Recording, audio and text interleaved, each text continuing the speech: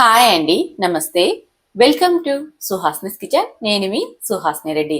ఈరోజు మన కిచెన్లో అందరికీ ఎంతో ఇష్టమైన ఎగ్ దోశను పక్కా స్ట్రీట్ స్టైల్లో టేస్టీగా ఎలా చేయాలో చూపించబోతున్నాను.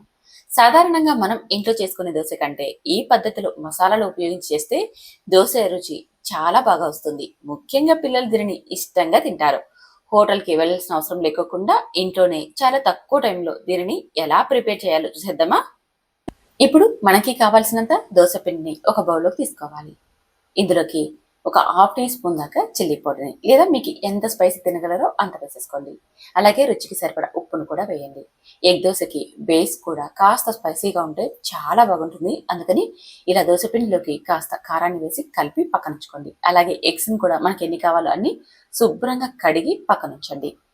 తర్వాత మనం మసాలా కోసం మిరియాల పొడిని, కొత్తిమీరని, ఉల్లిపాయ ముక్కల్ని, అలాగే టమోటా ముక్కల్ని, రుచికి సరిపడా ఉప్పుని, 4 పచ్చిమిర్చిని చిన్న ముక్కలుగా తరిగి పెట్టుకోండి. అలాగే సాంబార్ పౌడర్ని కూడా వేసేసుకోవాలి. ఇక్కడ మెయిన్ మసాలా సాంబార్ పౌడర్, మిరియాల పొడి అన్నమాట. ఇవన్నీ సిద్ధం చేసేసుకొని పక్కన ఉంచుకోండి. ఇప్పుడు స్టవ్ మీద దోశ పెనం పెట్టి బాగా వేడెక్కిన తర్వాత కొద్దిగా నీళ్ళని చిలకరించి టిష్యూ పేపర్తో కానీ కాటన్ క్లాత్తో కానీ క్లీన్ చేసుకున్నాక ఒక గరిటె పిండిని తీసేసుకొని పల్చగా స్ప్రెడ్ చేయండి. మిడిల్లో పల్చగా ఉండాలి. చుట్టూతా అంటే అంచులు కాస్త మందంగా ఉండేలాగా స్ప్రెడ్ చేయండి. ఇలా స్ప్రెడ్ చేసుకున్నాక ఇప్పుడు ఒక గుడ్డును పగలగొట్టి ఆ మిశ్రమాన్ని దోశ మీద అంతా అప్లై చేసేసుకోండి.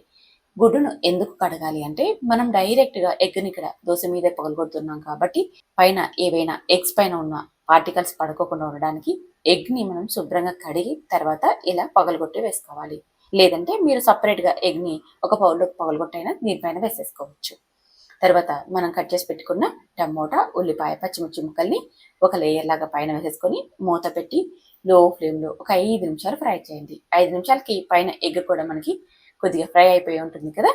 చుట్టూత కొద్దిగా నూనెని వేసేసుకొని మరో సైడ్కి టర్న్ చేయండి. మరొక 5 నిమిషాలు లో ఫ్లేమ్లో ఫ్రై అవ్వనివ్వండి. 5 నిమిషాల తర్వాత మళ్ళీ టర్న్ చేసేసుకొని దానిపైన ఇప్పుడు మనం సిద్ధంగా చేసి పెట్టుకున్న మిరియాల పొడిని, సాంబార్ పౌడర్ని, చిటికెడు ఉప్పును వేయండి. ఉప్పు ఎక్కువ వేయకండి, చాలా చాలా తక్కువ మోతాదులో వేయండి. అలాగే సన్నగా తరిగిన కొత్తిమీరని కూడా వేసేసి మరొక నిమిషం పాటు మీడియం ఫ్లేమ్లో కాలనివ్వండి.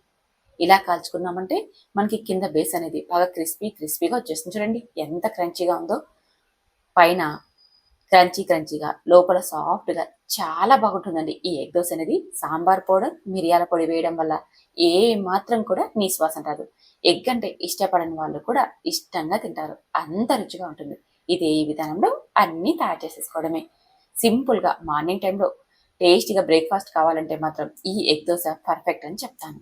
ఇలాగే మీకు ఎన్ని దోశలు కావాలంటే అన్ని వేసేసుకోండి. దోశ వేసుకునేటప్పుడు మంటని లో ఫ్లేమ్లో పెట్టుకొని దోశ వేసుకున్నాక ఎగ్ మిశ్రమాన్ని స్ప్రెడ్ చేసి దానిపైన వెజిటబుల్ వేశాక అప్పుడు మంటని మీడియం ఫ్లేమ్లోకి టర్న్ చేయండి. ఇలా చేయడం వల్ల మనకి ఎగ్ మిశ్రమం కూడా మంచిగా ఫ్రై అయిపోతుంది, ఏ మాత్రం నీసువాసన లేకుండా. అంతేనండి, ఎంతో రుచికరమైన టేస్టీ ఎగ్ దోశ అయితే రెడీ అయిపోయింది. స్ట్రీట్ స్టైల్లో చాలా చాలా బాగుంటుంది. తప్పకుండా ట్రై చేయండి. ట్రై చేశాక మీకు ఎలా కుదిరిందో కామెంట్ చేయండి. ఈ రుచి నచ్చితే మాత్రం ఈ వీడియోని మీ ఫ్రెండ్స్ ఫ్యామిలీ మెంబర్ కూడా షేర్ చేయండి. ఇలాంటి టేస్టీ వంటకాల కోసం సుహాస్నిస్ కిచెన్ని సబ్స్క్రైబ్ చేసుకోండి. Thank you for watching.